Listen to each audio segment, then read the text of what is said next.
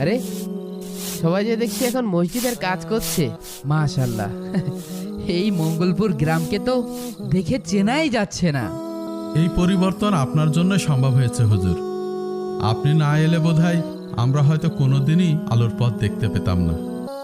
আমার কাজ এখানেই শেষ। এখন আপনাদের পথ দেখানোর জন্য নতুন ইমাম সাহেব আছেন, উনিই বাদবাকি জীবন এখানে ইমামতি করবেন।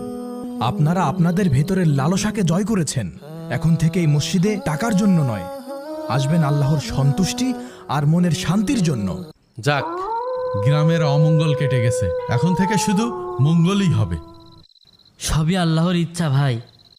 আল্লাহু আকবার, আল্লাহু আকবার, আল্লাহ